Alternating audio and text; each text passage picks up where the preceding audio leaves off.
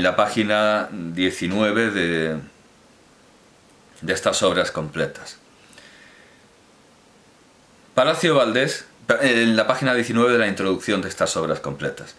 Palacio Valdés es una de mis grandes admiraciones literarias, y todo cuanto signifique homenaje al hombre y su obra tiene por adelantado mi adhesión.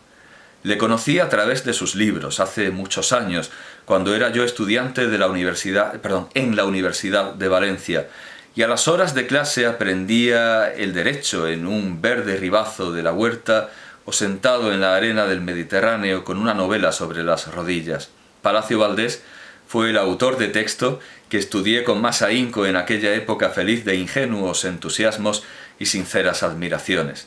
Han pasado los años. Vientos de destrucción han soplado sobre mi fe juvenil.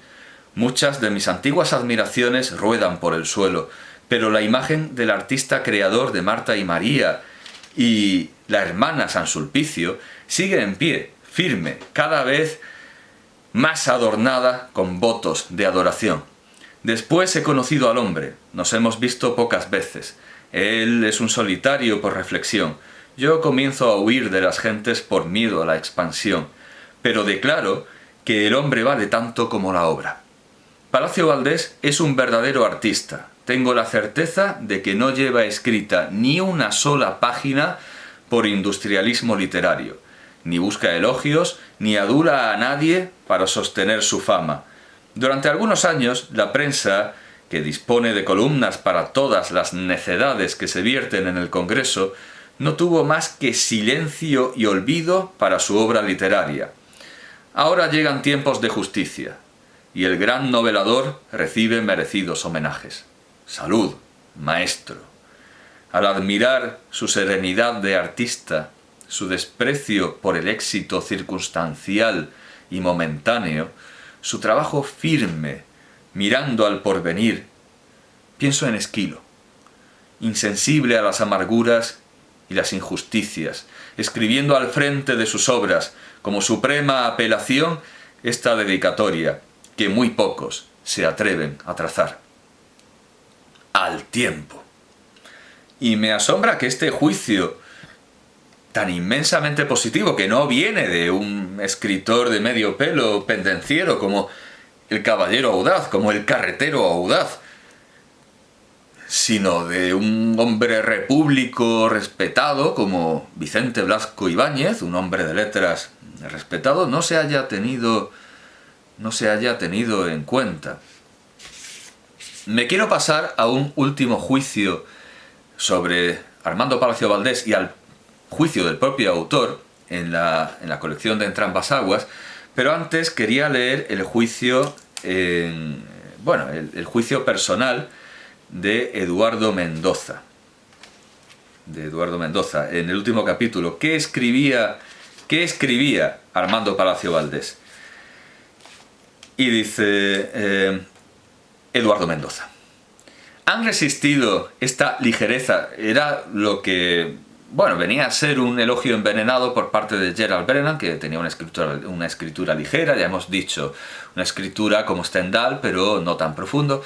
Han resistido esta ligereza y este talento, estas son palabras de Brennan, ligereza y talento, el paso de los años.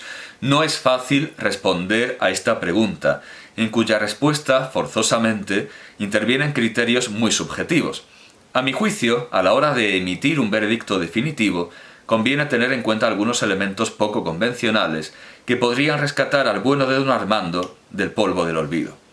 En primer lugar, su actitud con respecto a los personajes que describe, incluso con respecto a aquellos cuya conducta condena, es humana, comprensiva, casi benévola. Pero su mirada también es irónica, incluso con respecto a los personajes cuya conducta admira. Armando Palacio Valdés constituye una figura insólita dentro del panorama literario español. Un católico con sentido del humor. Un hombre cuyos rígidos principios morales se ven mitigados, tal vez a su pesar, sin él saberlo, por un ramalazo volteriano. Estaría en una tradición muy fecunda en España. Pienso en en el vizconde del Buen Paso, en el conde de Olavide, que no era conde, todos ellos buenos católicos perseguidos por la Inquisición, precisamente por lo que tenían de volteriano. Y en la ficción, el personaje interpretado por Fernando Rey, en una película de Jaime Echavarri, en El mito de Bearn, en las novelas del mito de Bearn, en este caso Bearn y la sala de Bearn, o la sala de las nines, la sala de las muñecas, que en la novela va con un hábito franciscano y que si hubiera Inquisición lo denunciarían, que todo el mundo lo tiene por una especie de brujo. En la película además esto no aparece el hábito franciscano, pero sí aparecen las invenciones como el coche a vapor, que a todo el mundo le parece una brujería. Ese catolicismo volteriano que todo el mundo ve como denunciable ante la Inquisición podría estar perfectamente en el espíritu, en la tradición liberal, democrática, que sigue, racionalista, por tanto, que sigue Armando Palacio Valdés. Y ahora lo que más le importa y lo que más subraya Eduardo Mendoza. Dice: en sus novelas, por último, aparece de cuando en cuando un detalle extravagante que las redime de cualquier posible anacronismo. Un punto de locura, una ventolera humorística que arranca la historia del marco de la novela naturalista, sorprenden al lector y confieren a la lectura un momento de delirante autenticidad. Como muestra de lo que acabo de decir, transcribo un fragmento de una de sus novelas más célebres, Marta y María. Una de sus protagonistas, María, es una joven bella, inteligente, poseedora de todas las virtudes, pero desquiciada por un exceso de religiosidad. Para imitar a los santos de la antigüedad, decide flagelarse y, siendo como es una señorita de buena familia, llama a la doncella para que la azote. «Señorita, por Dios, no me mande usted eso», exclama la criada. María insiste: «Anda, querida, dame ese gusto. No sabes el sentimiento que tendré si no me lo das. Creeré que has dejado de quererme». Poco a poco va convenciendo a la criada por métodos algo dudosos. Y aquí viene la cita de Armando Palacio Valdés. Sentada sobre sus rodillas, la cubría de caricias, le hacía mimos, enfadándose unas veces, suplicando otras, y siempre poniendo unos ojos zalameros a los cuales parecía imposible resistirse. Cuando la criada accede, conmovida por estas muestras de afecto, María, vuelve la cita, abrió un cajón y sacó de él unas disciplinas, unas verdaderas disciplinas, con su mango torneado de madera y sus ramales de cuero.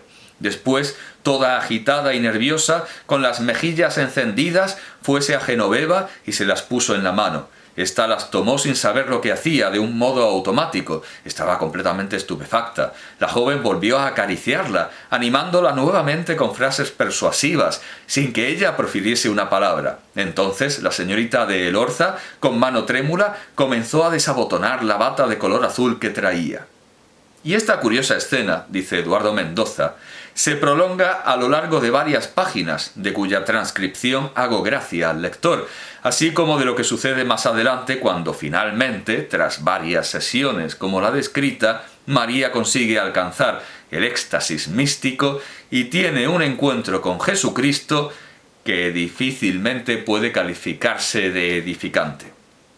Son escenas que harían sonrojar al Marqués de Sade, y que resultan cuando menos chocantes en quien decía rechazar en las novelas de Zola, cita, el gusto por lo impúdico y lo escabroso. Era consciente Palacio Valdés del terreno resbaladizo que pisaba, era tan inocente que no se daba cuenta de lo que estaba contando y probablemente de la causa de que sus novelas se vendieran como churros. ¿Era un cínico? Nunca lo sabremos. Lo único que nos debe interesar ahora es determinar cómo hay que leer, desde una perspectiva actual, autores como este que ahora ofrecemos. Claro, ese interés que tiene Eduardo Mendoza es anacrónico, porque él se divierte desde una perspectiva contemporánea. Ahora lo pondremos en su contexto gracias al prólogo de Entrambas aguas. Sea cual sea, dice Mendoza, sea cual sea la conclusión a que llegue cada lector, la pregunta es esta: ¿es posible no sentir simpatía por un hombre que escribe estas cosas y que al final de su vida publica un ensayo titulado El gobierno de las mujeres, en el que propugna que la política se confíe íntegramente al sexo femenino porque gobernará la cosa pública como la privada. Esta visión, como digo, es completamente contemporánea, por lo tanto anacrónica con respecto a Armando Palacio Valdés. Veamos ahora una sincrónica. Aquí, en las mejores novelas contemporáneas, el volumen tercero, que abarca de 1905 a 1909. Es un libro bastante de lujo, tiene una cinta de seda rosa, y por aquí tengo marcada la crítica de... Bueno, claro, hay un retrato del autor, por supuesto, hay un retrato del autor, también con esos ojos azules y esa juventud de viejo, ese joven viejo, ese viejo joven. Vale, y hay también un poco de material gráfico, hay un facsímil de la escritura de Armando Palacio Valdés, página autógrafa, propiedad de don Fernando Sirvent. Don Fernando Sirvent ha cedido amablemente una muestra de la escritura de Armando Palacio Valdés. Bueno, pues aquí está la introducción de Entre ambas aguas. Y aquí tengo el juicio que quería leer. Uno de sus primeros críticos, por lo tanto es una visión sincrónica, Ramón Domingo Pérez, ese gran cubano, que a mí en cierta medida era un poco cubano. Ramón Domingo Pérez era un cubano y está completamente olvidado y es un crítico sensacional.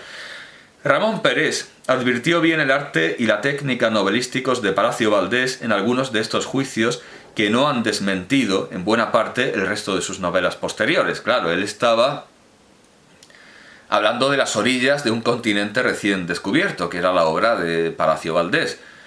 Naturalmente lo que dice no vale para el resto de la obra, pero según el juicio de Joaquín de Entre ambas aguas, el resto de la obra no ha desmentido estos juicios. No han desmentido en buena parte el resto de sus novelas posteriores, aunque otros de ellos sean inexactos. Joaquín de Entre ambas aguas no está de acuerdo con algunas cosas de esta crítica primera. Palacio Valdés, dice Ramón Pérez, es un escritor inclasificable, un realista independiente.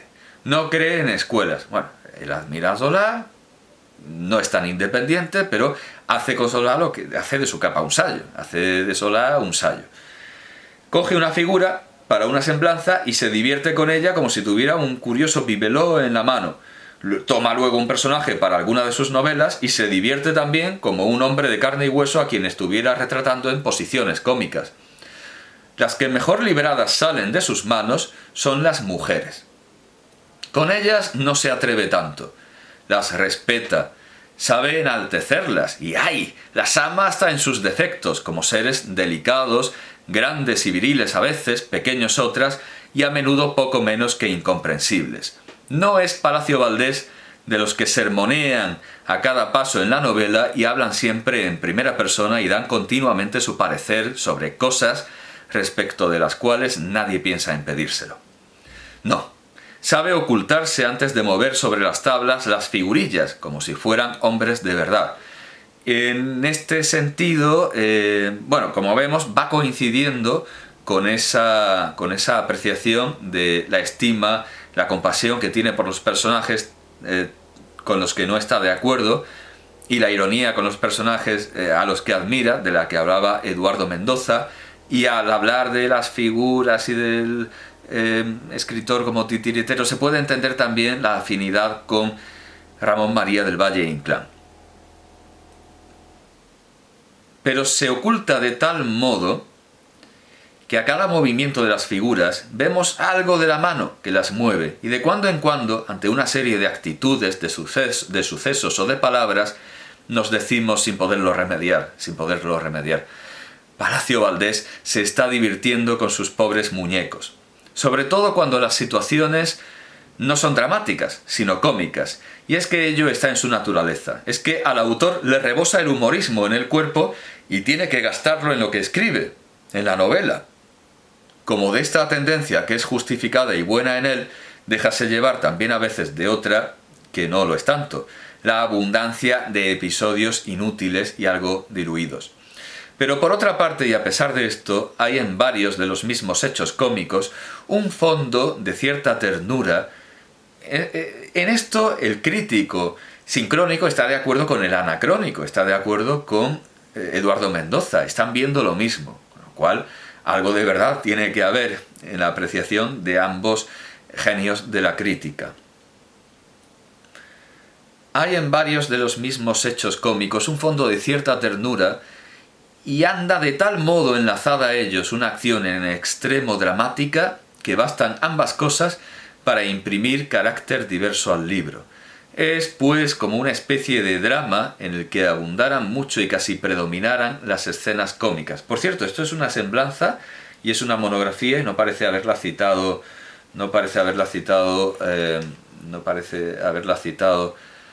Eduardo Mendoza, pero está libre de sospecha que sea la semblanza de 1949 porque este libro es de 10 años después, es de 1958, Editorial Planeta, 1958.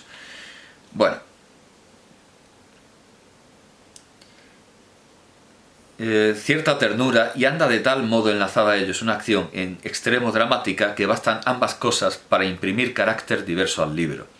Es pues como una especie de drama en el que abundaran mucho y casi predominaran las escenas cómicas. Son estas, algo muy shakespeariano también, son estas en extremo graciosas, más graciosas que verdaderas a veces, y tienen, a mi modo de ver, un solo defecto, el de insistir demasiado en ciertos detalles. Esto, por cierto, lo tiene en común con el Marqués de Sade o con el Conde de Sade. Insistir demasiado en ciertos detalles. Se encariña con un hecho, lo repite para lograr el efecto cómico. Palacio Valdés es ante todo un humorista. El papel que representa Palacio Valdés en la novela española, que no es el de un naturalista a la francesa, sino mejor el de un realista independiente, que yo calificaría más bien de realista a la inglesa. Tiene Palacio de los novelistas ingleses el procedimiento reposado, paciente y vasto, lo que podríamos llamar inspiración detallista. Cierta falta de impaciencia para llegar al final, el desprecio de los refinamientos artísticos de los novelistas franceses para hacer de cada capítulo una obra de habilidad y clarividencia neuróticas. Y a esto le podría responder, no le responde, pero se lo cuenta a Clarín, Armando Palacio Valdés, en ese mismo juicio en el que se metía con la Pardo Bazán y en el que alababa la flexibilidad de Clarín frente al cuello almidonado, como aquellos entre los que venía protegida la novela de Armando Palacio Valdés, que Manuel Altolaguirre no leyó. En ese mismo juicio, lo estoy buscando, hablaba de este preciosismo, aquí está, de esos modelos franceses tan acabados. Aquí está, sobre Madame Bovary, que Flaubert es el colmo de la tendencia, la crea él, que está representando, que está exponiendo Ramón Pérez. Refinamientos artísticos de los novelistas franceses para hacer de cada capítulo una obra de habilidad y clarividencia neuróticas. Dice Armando Palacio Valdés sobre Flaubert y sobre Madame Bovary. Es admirable, pero si la literatura fuese siempre así, yo no sería literato, ni siquiera lector. Y a quien admira sin reservas, dice Eduardo Mendoza, es a Goethe. Y de hecho hay una obra que parodia un título suyo. Para Ramón Domingo Pérez, lo que alienta en su obra es Dickens, cierto humorismo a lo Dickens, pero con la diafanidad y el franco buen humor de un espíritu español. Y es el propio Palacio Valdés el que él mismo, con sus propias palabras, es el propio Palacio Valdés con su pluma, el que parece responder a Ramón Pérez y a Eduardo Mendoza cuando lo consideran un humorista. Responde, y en cierta medida, para Joaquín de Entrambas Aguas los desmiente, tanto al contemporáneo como al futuro, pero en realidad confluye con ellos de una manera clara, porque dice: humorista, sin embargo, no es únicamente el que pone en contradicción su pensamiento con sus palabras, pues esta contradicción se observa en cualquier escritor satírico. De hecho, esta definición se parece a la que da Freud del humor, Sigmund Freud. Lo que no encaja, la revelación de algo que no encaja. Sino más bien el que pone en contradicción su pensamiento con el pensamiento universal. El escritor que solo aspire a producir un efecto cómico no llegará jamás a este punto. Es necesario poseer un alma superior y lúcida que aprecie las cosas de este mundo en su verdadero tamaño y no solo en el que se ofrece a los ojos del vulgo. El humorismo es un soplo delicado que se esparce por todos los pensamientos del escritor, suavizando su aspereza, refrenando sus tendencias a lo absoluto y tiñéndolos todos con el color de lo relativo. Es algo que nos emancipa. O sea, en esto estamos confluyendo con la crítica de Eduardo Mendoza. Es una especie de católico con buen humor, es un católico volteriano que sabe ver lo relativo. Algo muy volteriano. Es algo que nos emancipa y nos liberta de la bajeza de esta vida, colocándonos en un sitio elevado e inexpugnable. El humorista ríe, pero bien sabemos todos que su risa no durará mucho y que sus lágrimas se encuentran siempre apercibidas a salir. Hay algo de Andreyev en esto. En este mundo no todo inspira risa. El humorista llora, mas si aplicamos el oído, no tardaremos en percibir cómo se une al coro de gemidos una nota risueña y bulliciosa. En este mundo no todo arranca lágrimas. El humorista ridiculiza los actos y las personas, pero su sátira no lleva veneno y por eso no mata, antes vivifica. Cervantes, el más grande de los humoristas, ridiculizando en un personaje la desmedida afición a las aventuras caballerescas, no ha podido menos de hacerlo amable a todos los corazones sensibles. El espíritu del verdadero humorista se haya dotado, en fin, de una tolerancia, algo también plenamente volteriano, tolerancia inagotable para los defectos de la humanidad. Los considera como una herencia que no es posible repudiar y dirige sus ataques más al defecto, en general, que a los defectos. Por lo tanto, Armando Palacio Valdés es un naturalista castizo, que por lo tanto no obedece a ninguna escuela, sino que, como debe ser y como debe hacer el escritor, crea la propia.